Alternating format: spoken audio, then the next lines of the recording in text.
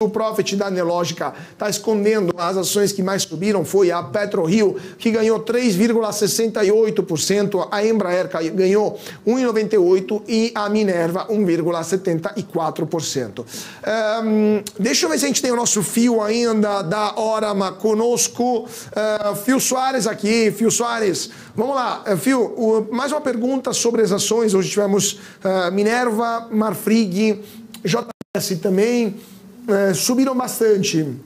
Minerva 1,74%, Marfrig 1,38%, JBS 0,78%. O que você está achando, o que vocês na Orama estão achando das ações do mercado de carnes, né, de proteína animal, considerando que a arroba não para de cair e mesmo assim as ações estão dando essa respirada? Qual é a sua visão sobre o segmento de proteína animal? Realmente, o que a gente está vendo hoje não é muito a tendência dos últimos 2 meses, né? A gente viu muito mercado interno subindo e commodities caindo, agora a gente está tendo um repique. Então, se você observar o que aconteceu com proteína hoje, a mesma coisa que aconteceu com minério de ferro, com petróleo, é um repique aí em relação ao movimento anterior, uma situação temporária, né, mercadológica. Mas nossa perspectiva aqui em relação à proteína, e a gente vê como um setor bastante heterogêneo, né? Temos aí JBS, Marfrig, que já não vemos tanto quanto empresas interessantes, muito em função da gestão, né? Uma gestão que é bastante propensa à tomada de risco, a crescimento, a endividamento, e que agora está aí no início, talvez no meio do processo de pagar o preço, né? Afinal de contas, o mercado americano, na qual essas duas companhias têm participação bastante grande, é um dos grandes detratores aí de performance ao longo desses últimos trimestres que a gente está observando. O Tomazoni já veio conversar com o mercado falando que devemos continuar havendo deterioração dos resultados, né? Então o JBS, Marfrig, por mais que o preço tenha caído bastante aí recentemente, não vemos com muito bons olhos não. A Minerva já é um case que interessa mais aí, porque primeiro que a gente gosta muito da gestão, né? Um negócio difícil de ser operado, um negócio volátil, um negócio que tem margem baixa, né? Então a gente gosta bastante de Minerva por ter uma gestão bem mais conservadora do que as demais, né? E uma estratégia, posicionamento de mercado que a gente gosta mais também, né? Tá diversificando a origem do produto, tá diversificando o mercado consumidor. Então gostamos bastante de Minerva, tanto questão de estratégia de negócio, quanto de estratégia de crescimento e aquisições, alavancagem. É uma companhia que é tocada de uma forma bem mais conservadora e vemos com muito bons olhos aí para carregar como investimento mesmo. Então, independentemente da questão de especulação e de curto prazo, gostamos bastante para uma carteira de longo prazo Minerva, BIF 3. Perfeito. Isa, sua pergunta para o Fio. Eu queria falar de Magalu. A gente viu ao longo da nossa programação a entrevista, uma declaração, né, de Luiza Trajano sobre a piora ali no balanço, após o balanço da piora do prejuízo, levou as ações despencarem em maio ali. Magalu acabou retomando parte das perdas, mas segundo a própria presidente da companhia, né, disse que os juros altos as empresas não vão aguentar tanto tempo de juros altos, né? Queria, na sua análise, né, como é que essas declarações se acabam afetando nas ações, né? Essas declarações que ela deu foi ontem, e se acaba afetando o papel. Como é que vocês estão vendo o Magalu aí na Orama? Olha, a realidade que a Luiza colocou ali é uma realidade já bastante conhecida, né, pelo mercado. A gente sabe que não só o varejo como um todo, mas esse segmento específico da Magazine Luiza, que é o varejo discricionário, é ainda mais sensível do que, por exemplo, vestuário ou especialmente alimentos, né? É um segmento bastante sensível à atividade econômica, bastante sensível a juros, né? As pessoas costumam tomar financiamento para comprar linha branca, para comprar eletroeletrônico. Então, é um segmento muito sensível mesmo. E a Luiza, ela vê a deterioração dos números da companhia dela, né? E, com certeza, isso aí é muito relacionado a essa situação de juro alto que a gente tem hoje. Agora, Magazine Luiza em si, se a gente olhar o ambiente de varejo, não é uma das companhias mais alavancadas que a gente tem. Não tem um endividamento muito alto. Tem um balanço assim, razoavelmente bem posicionado para atravessar esse momento aí de incerteza, né? A gente vê outras varejistas com endividamento mais elevado que tem problemas mais sérios, né? Até a Marisa, por exemplo, que acabou entrando aí numa RJ, né? Então, não vemos com tão maus olhos agora. Com certeza o resultado da companhia próximos trimestres deve continuar deteriorado, sim, a gente acredita nisso, né? Até porque a parte financeira vai pedalar um pouco mais e a gente vai ter também uma continuidade dessa dificuldade de aumentar a venda, né? Muito em função de uma dificuldade de fazer o financiamento das compras por parte dos clientes. Então, gostamos da companhia, achou a companhia boa, é uma das mais premiadas que a gente tem aí no varejo hoje, né? Só não é mais premiada aqui no Brasil do que o Mercado Livre, que já chegou a ser até a maior empresa da América Latina, em termos de valor de mercado, mas com certeza é uma empresa que está numa posição privilegiada aí dentro do varejo discricionário e a gente acredita que vai sair dessa de uma forma até por cima das demais competidoras. Agora, Phil, sua visão da Orama sobre companhias aéreas. Gol e Azul hoje estão entre as piores do dia. A Gol está emitindo, assim como a Azul, títulos da dívida. Ao mesmo tempo, saíram os dados antes de ontem sobre a lotação, né? Sobre quantos passageiros por avião estão voando nesse momento. A lotação basicamente está próxima de 90% nos voos domésticos, né? Qual é a sua visão sobre companhias aéreas e se de fato o setor está vivenciando um momento dourado ou simplesmente faz parte da demanda reprimida após o final da pandemia? Na nossa concepção, não vemos um momento muito dourado, não. Assim, em termos de resultado financeiro, as companhias não estão colocando nada de brilhante. Melhorou muito, é claro, né? Que agora as companhias já estão numa posição ali que elas são sustentáveis. Lembrando que o setor aéreo é um setor extremamente difícil de ser operado. Os executivos que a gente tem das companhias hoje, tanto o Gol quanto o Azul, são muito competentes, né? São dos melhores executivos que a gente tem no Brasil hoje, são de companhia aérea e é um setor muito difícil mesmo de operar. Agora, estão muito endividadas, né? Não culpa do management, mas culpa da situação que se ocasionou aí do Covid e que fez com que as companhias tivessem receita muito reduzida, quantidade de negócio muito reduzido e um carry do endividamento para frente, né? Então, companhias estão muito endividadas, o resultado financeiro está muito comprometido. Conseguiram fazer um refinancing dessa dívida aí ao longo do primeiro trimestre, que foi bastante importante, né? Porque depois do evento Americanas teve uma incerteza sobre a rolagem de dívida de todas as companhias, né? E Gol e Azul são entre as mais endividadas, né? Que a gente tem aqui na Bolsa Brasileira, mas como investimento a gente não olha com bons olhos, não. A gente vê um setor bem difícil de ser operado, é um setor com economics bastante complicado, muita competição, fornecedor muito exigente, cliente muito exigente, setor difícil de fazer dinheiro, a gente não olha com bons olhos, não, para carregar, né, como investimento mesmo. Agora, para especulação, com certeza sempre aquele papel, assim como o varejo discricionário que a gente mencionou aqui, né, Magazine Luiza e tal, é sempre aquela ação que vai variar muito mais com o mercado, né? Então o mercado vai subir 2, a Gol vai subir 10, o mercado vai cair 2, a Gol vai cair 8. É esse tipo de lógica que a gente deve ter aí em relação a companhias aéreas. Claro. Isa, sua pergunta para o Phil? Agora, no modo geral, né, o cenário macro está mais favorável aos ativos de risco, né? Alguns especialistas acreditam, né? A questão seria identificar os ativos com uma ótima relação ali de custo-benefício, né? Ativos com quais seriam esses ativos com chances de melhor desempenho nesse momento? A gente não está num período assim de início, né, da melhora e com certeza alguns dos ativos aí que geralmente se beneficiam dessa parte inicial são as empresas mais consolidadas, as que são dominantes nos seus mercados, mas que talvez operem em mercados mais arriscados ou que têm um endividamento um pouco mais elevado e que estavam com o pricing mais descontado. Então, empresas que a gente olha bastante como boas possibilidades aqui na Orama, que são empresas que devem se beneficiar, né, desse início de melhora de humor do mercado e que não são empresas que vão se beneficiar do final, né? Porque no final você tem empresas como, por exemplo, construção civil, o próprio varejo discricionário, essas empresas que são as últimas a subir. Mas no início aqui a gente gosta bastante de logística, tá? Gostamos de Simpar, gostamos de Movida, gostamos de Rumo.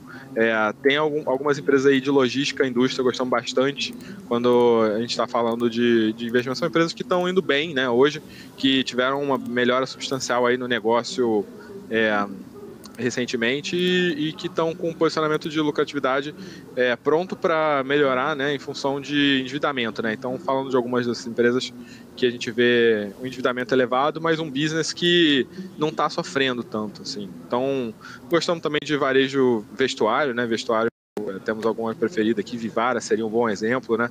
É uma empresa bem posicionada no mercado que ela atua, com uma estrutura de capital razoavelmente conservadora, e algumas que a gente vê do ponto de vista especulativo, né? Que também tem um bom perfil, né? Aí eu gostaria de salientar, especialmente Natura, né? Natura que está passando por um procedimento aí difícil, né? De turnaround, já começou a entregar resultado, está passando por um reposicionamento de tamanho, né? De reavaliação de mercados, e o mercado começa já a olhar para a Natura com outros olhos, né, depois de ver os resultados aí da gestão do Fábio.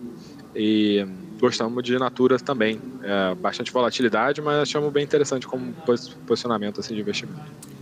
Perfeito. Agora, o último ponto que eu queria perguntar é sobre mercado, sobre o setor de energia, né? Porque hoje, por exemplo, saiu um relatório do Bradesco BBI que cortou o preço-alvo das ações da Eneva, que hoje figura entre as maiores quedas do Ibovespa, e no relatório o BBI comentou a alteração na recomendação para a venda, citando desafios de crescimento que no curto e médio prazo poderiam desacelerar pela alavancagem elevada e as preocupações envolvendo o aumento do ICMS no estado do Maranhão, além das incertezas com a realização do leilão de capacidade no Brasil, que é previsto para novembro, né? A Eneva hoje está de fato entre as piores do dia. A Eneva caiu 3,57%, como a gente pode ver aqui no nosso Profit da Nelogica.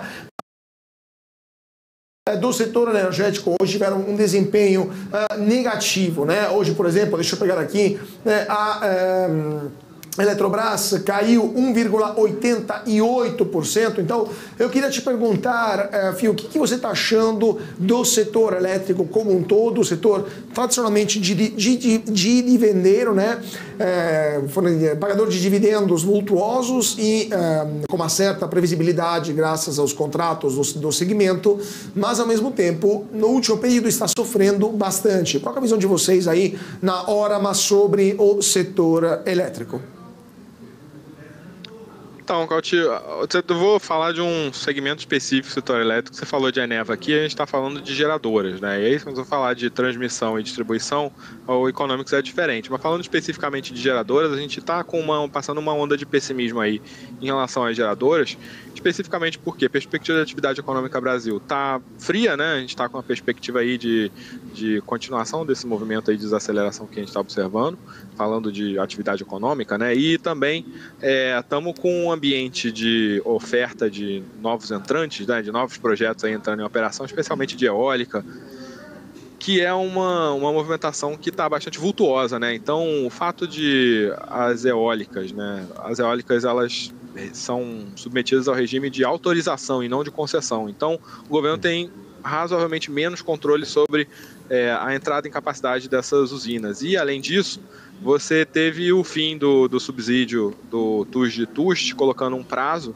para que as empresas pudessem se beneficiar desse benefício, que acelerou bastante a entrada, né, de capacidade aí ao longo dos próximos ano e meio, 2. Então, a perspectiva para preço de energia elétrica está bastante descontada ao longo dos próximos 1 ano e meio, 2, né, por causa de muita perspectiva de muita entrada de capacidade e demanda fria.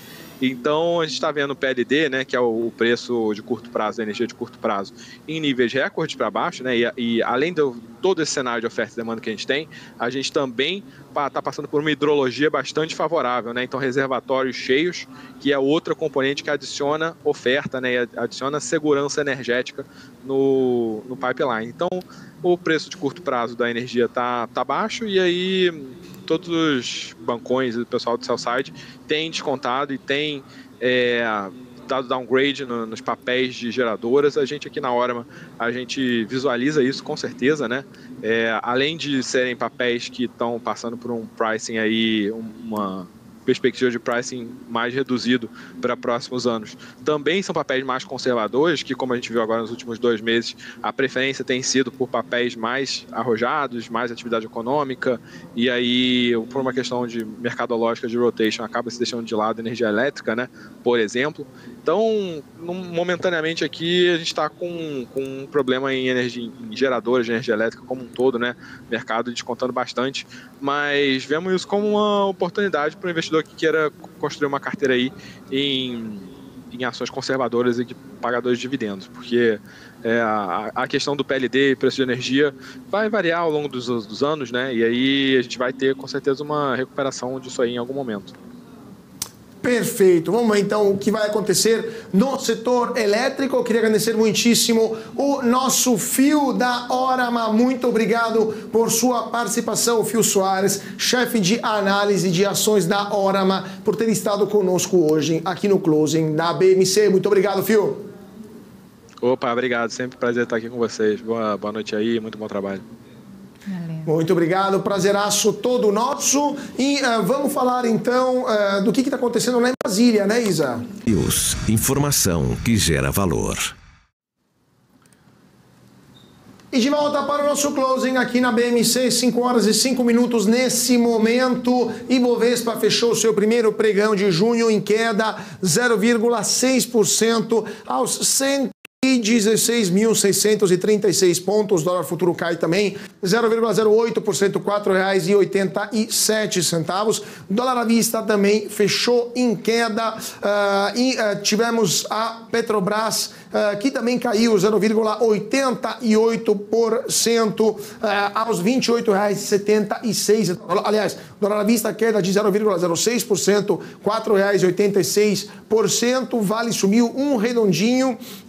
E tivemos o Itaú também, que subiu 0,91%. A pior ação do dia hoje, CVC, 6,90% de queda. Lojas Renner caiu 5,35% e Melius 5,13%. A melhor do dia, está até escondido aqui, tão poucas foram as ações que hoje a gente está vendo positivas no Ibovespa. Até o nosso closing, até o nosso profit da Nelogica está escondendo as ações que mais subiram. Foi a PetroRio, que ganhou 3,68%. A Embraer ganhou 1,98% e a Minerva 1,74%. Deixa eu ver se a gente tem o nosso Fio ainda da Orama conosco. Fio Soares aqui. Fio Soares, vamos lá. Fio, mais uma pergunta sobre as ações. Hoje tivemos Minerva, Marfrig, JBS também, subiram bastante. Minerva 1,74%, Marfrig 1,38% e JBS 0,78%. O que você está achando, o que vocês da Orama estão achando das ações do mercado de carnes, né, de proteína animal, considerando que a arroba não para de cair e mesmo assim as ações estão dando essa respirada? Qual é a sua visão sobre o segmento de proteína animal? Realmente o que a gente está vendo hoje não é muito a tendência dos últimos 2 meses, né? A gente viu muito mercado interno subindo e commodities caindo, agora a gente está tendo um repique. Então, se você observar o que aconteceu com proteína hoje, a mesma coisa que aconteceu com minério de ferro, com petróleo, é um repique aí em relação ao movimento anterior, uma situação temporária, né, mercadológica. Mas nossa perspectiva aqui em relação à proteína, e a gente vê como um setor bastante heterogêneo, né? Temos aí JBS, Marfrig, que já não vemos tanto quanto empresas interessantes, muito em função da gestão, né? Uma gestão que é bastante propensa à tomada de risco, a crescimento, a endividamento, e que agora está aí no início, talvez no meio do processo de pagar o preço, né? Afinal de contas, o mercado americano, na qual essas duas companhias têm participação bastante grande, é um dos grandes detratores aí de performance ao longo desses últimos trimestres que a gente está observando. O Tomazoni já veio conversar com o mercado falando que devemos continuar vendo a deterioração dos resultados, né? Então o JBS, Marfrig, por mais que o preço tenha caído bastante aí recentemente, não vemos com muito bons olhos não. A Minerva já é um case que interessa mais aí, porque primeiro que a gente gosta muito da gestão, né? Um negócio difícil de ser operado, um negócio volátil, um negócio que tem margem baixa, né? Então a gente gosta bastante de Minerva por ter uma gestão bem mais conservadora do que as demais, né? E uma estratégia, posicionamento de mercado que a gente gosta mais também, né? Tá diversificando a origem do produto, tá diversificando o mercado consumidor. Então gostamos bastante de Minerva, tanto questão de estratégia de negócio, quanto de estratégia de crescimento e aquisições, alavancagem. É uma companhia que é tocada de uma forma bem mais conservadora e vemos com muito bons olhos aí para carregar como investimento mesmo. Então, independentemente da questão de especulação aí de curto prazo, gostamos bastante para para uma carteira de longo prazo Minerva, BIF 3. Perfeito. Isa, sua pergunta para o Fio. Eu queria falar de Magalu. A gente viu ao longo da nossa programação a entrevista, uma declaração, né, de Luiza Trajano sobre a piora ali no balanço, após o balanço da piora do prejuízo, levou as ações despencarem em maio ali. Magalu acabou retomando parte das perdas, mas segundo a própria presidente da companhia, né, disse que os juros altos não vão, as empresas não vão aguentar tanto tempo de juros altos, né? Queria, na sua análise, né, como é que essas declarações se acabam afetando nas ações, né? Essas declarações que ela deu foi ontem, e se acaba afetando o papel. Como é que vocês estão vendo o Magalu aí na Orama? Olha, a realidade que a Luiza colocou ali é uma realidade já bastante conhecida, né, pelo mercado. A gente sabe que não só o varejo como um todo, mas esse segmento específico da Magazine Luiza, que é o varejo discricionário, é ainda mais sensível do que, por exemplo, vestuário ou especialmente alimentos, né? É um segmento bastante sensível à atividade econômica, bastante sensível a juros, né? As pessoas costumam tomar financiamento para comprar linha branca, para comprar eletroeletrônico, então é um segmento muito sensível mesmo. E a Luiza, ela vê a deterioração dos números da companhia dela, né? E com certeza isso aí é muito relacionado a essa situação de juro alto que a gente tem hoje. Agora, Magazine Luiza em si, se a gente olhar o ambiente de varejo, não é uma das companhias mais alavancadas que a gente tem. Não tem um endividamento muito alto. Tem um balanço assim, razoavelmente bem posicionado para atravessar esse momento aí de incerteza, né? A gente vê outras varejistas com endividamento mais elevado que tem problemas mais sérios, né? Até a Marisa, por exemplo, que acabou entrando aí numa RJ, né? Então, não vemos com tão maus olhos agora. Com certeza o resultado da companhia próximos trimestres deve continuar deteriorado, sim, a gente acredita nisso, né? Até porque a parte financeira vai pedalar um pouco mais e a gente vai ter também uma continuidade dessa dificuldade de aumentar a venda, né? Muito em função de uma dificuldade de fazer o financiamento das compras por parte dos clientes. Então, gostamos da companhia, achou a companhia boa, é uma das mais premiadas que a gente tem aí no varejo hoje, né? Só não é mais premiada aqui no Brasil do que o Mercado Livre, que já chegou a ser até a maior empresa da América Latina, em termos de valor de mercado, mas com certeza é uma empresa que está numa posição privilegiada aí dentro do varejo discricionário e a gente acredita que vai sair dessa de uma forma até por cima das demais competidoras. Agora, Fio, sua visão da Orama sobre companhias aéreas. Gol e Azul hoje estão entre as piores do dia. A Gol está emitindo, assim como a Azul, títulos da dívida.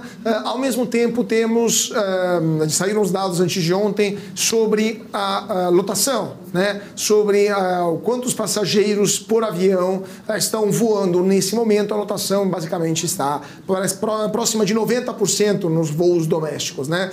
Qual é a sua visão sobre companhias aéreas e se de fato o setor está vivenciando um momento dourado ou simplesmente faz parte da demanda reprimida após o final da pandemia? Na nossa concepção, não vemos um momento muito dourado, não. Assim, em termos de resultado financeiro, as companhias não estão colocando nada de brilhante. Melhorou muito, é claro, né? Que agora as companhias já estão numa posição ali que elas são sustentáveis. Lembrando que o setor aéreo é um setor extremamente difícil de ser operado. Os executivos que a gente tem das companhias hoje, tanto o Gol quanto o Azul, são muito competentes, né? São dos melhores executivos que a gente tem no Brasil hoje, são de companhia aérea e é um setor muito difícil mesmo de operar. Agora, estão muito endividadas, né? Não culpa do management, mas culpa da situação que se ocasionou aí do Covid e que fez com que as companhias tivessem receita muito reduzida, quantidade de negócio muito reduzido e um carry do endividamento para frente, né? Então, companhias estão muito endividadas, o resultado financeiro está muito comprometido. Conseguiram fazer um refinancing dessa dívida aí ao longo do primeiro trimestre, que foi bastante importante, né? Porque depois do evento Americanas teve uma incerteza sobre a rolagem de dívida de todas as companhias, né? E Gol e Azul são entre as mais endividadas, né? Que a gente tem aqui na Bolsa Brasileira, mas como investimento a gente não olha com bons olhos, não. A gente vê um setor bem difícil de ser operado, é um setor com economics bastante complicado, muita competição, fornecedor muito exigente, cliente muito exigente. Setor difícil de fazer dinheiro, a gente não olha com bons olhos não para carregar, né, como investimento mesmo. Agora, para especulação, com certeza é sempre aquele papel, assim como o varejo discricionário que a gente mencionou aqui, né, Magazine Luiza e tal, é sempre aquela ação que vai variar muito mais com o mercado, né? Então o mercado vai subir 2, a Gol vai subir 10, o mercado vai cair 2, a Gol vai cair 8. É esse tipo de lógica que a gente deve ter aí em relação a companhias aéreas. Claro. Isa, sua pergunta para o Phil? Agora, no modo geral, né, o cenário macro está mais favorável aos ativos de risco, né? Alguns especialistas acreditam, né? A questão seria identificar os ativos com uma ótima relação ali de custo-benefício, né? Ativos com quais seriam esses ativos com chances de melhor desempenho nesse momento? A gente não está num período assim de início, né, da melhora e com certeza alguns dos ativos aí que geralmente se beneficiam dessa parte inicial são as empresas mais consolidadas, as que são dominantes nos seus mercados, mas que talvez operem em mercados mais arriscados ou que têm um endividamento um pouco mais elevado e que estavam com o pricing mais descontado. Então, empresas que a gente olha bastante como boas possibilidades aqui na Orama, que são empresas que devem se beneficiar, né, desse início de melhora de humor do mercado e que não são empresas que vão se beneficiar do final, né? Porque no final você tem empresas como, por exemplo, construção civil, o próprio varejo discricionário, são as empresas que são as últimas a subir. Mas no início aqui a gente gosta bastante de logística, tá? Gostamos de Simpar, gostamos de Movida, gostamos de Rumo. Tem algumas empresas aí de logística, indústria, gostamos bastante quando a gente está falando de investimento. São empresas que estão indo bem, né, hoje, que tiveram uma melhora substancial aí no negócio recentemente e que estão com um posicionamento de lucratividade pronto para melhorar, né, em função de endividamento, né? Então, falando de algumas dessas empresas que a gente vê um endividamento elevado, mas um business que não está sofrendo tanto, assim. Então, gostamos também de varejo vestuário, né? Vestuário, temos alguma preferida aqui, Vivara seria um bom exemplo, né? É uma empresa bem posicionada no mercado que ela atua, com uma estrutura de capital razoavelmente conservadora, e algumas que a gente vê do ponto de vista especulativo, né, que também tem um bom perfil, né? Aí eu gostaria de salientar, especialmente Natura, né? Natura que está passando por um procedimento aí difícil, né, de turnaround, já começou a entregar resultado, está passando por um reposicionamento de tamanho, né, de reavaliação de mercados, e o mercado começa já a olhar para a Natura com outros olhos, né, depois de ver os resultados aí da gestão do Fábio. E gostamos de Natura também. Bastante volatilidade, mas achamos bem interessante como posicionamento assim, de investimento.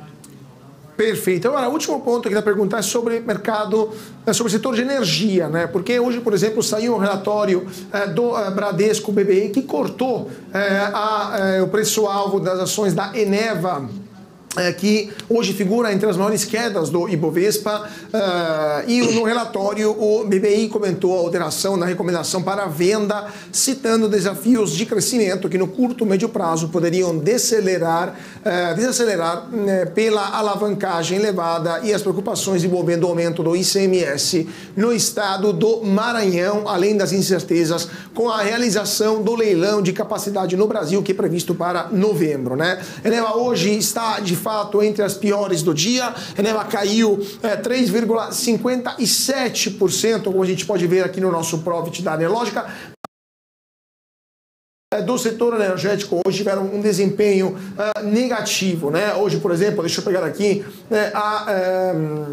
Eletrobras caiu 1,88%. Então, eu queria te perguntar, Fio, o que você está achando do setor elétrico como um todo, o setor tradicionalmente dividendeiro, né? Pagador de dividendos vultuosos e com uma certa previsibilidade graças aos contratos do segmento, mas ao mesmo tempo, no último período está sofrendo bastante. Qual é a visão de vocês aí na Orama sobre o setor elétrico? Então, Cauti, eu vou falar de um segmento específico do setor elétrico. Você falou de Eneva aqui, a gente está falando de geradoras, né? E aí, quando eu falar de transmissão e distribuição, o Economics é diferente. Mas falando especificamente de geradoras, a gente está passando uma onda de pessimismo aí em relação às geradoras, especificamente porque a perspectiva de atividade econômica Brasil está fria, né? A gente está com uma perspectiva aí de continuação desse movimento aí de desaceleração que a gente está observando, falando de atividade econômica, né? E também estamos com um ambiente de oferta de novos entrantes, né? De novos projetos aí entrando em operação, especialmente de eólica, que é uma movimentação que está bastante vultuosa, né? Então, o fato de as eólicas, né? As eólicas, elas são submetidas ao regime de autorização e não de concessão. Então, o governo tem razoavelmente menos controle sobre a entrada em capacidade dessas usinas. E, além disso, você teve o fim do subsídio do TUST, colocando um prazo para que as empresas pudessem se beneficiar desse benefício, que acelerou bastante a entrada, né, de capacidade aí ao longo dos próximos ano e meio, 2. Então, a perspectiva para preço de energia elétrica está bastante descontada ao longo dos próximos 1 ano e meio, 2, né, por causa de muita perspectiva de muita entrada de capacidade e demanda fria.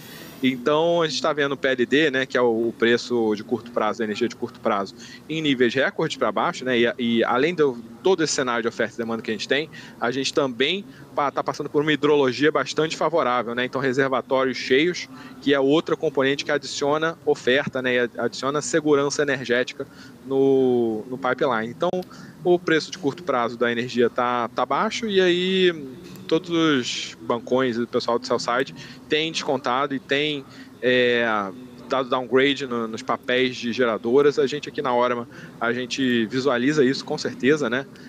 Além de serem papéis que estão passando por um pricing aí, uma perspectiva de pricing mais reduzido para próximos anos, também são papéis mais conservadores, que, como a gente viu agora nos últimos 2 meses, a preferência tem sido por papéis mais arrojados, mais atividade econômica, e aí, por uma questão de mercadológica de rotation, acaba se deixando de lado a energia elétrica, né, por exemplo. Então, momentaneamente aqui, a gente está com um problema em geradoras de energia elétrica como um todo, né, mercado descontando bastante, mas vemos isso como uma oportunidade para o investidor que queira construir uma carteira aí em ações conservadoras e pagadores de dividendos, porque a questão do PLD e preço de energia vai variar ao longo dos anos, né? E aí a gente vai ter com certeza uma recuperação disso aí em algum momento.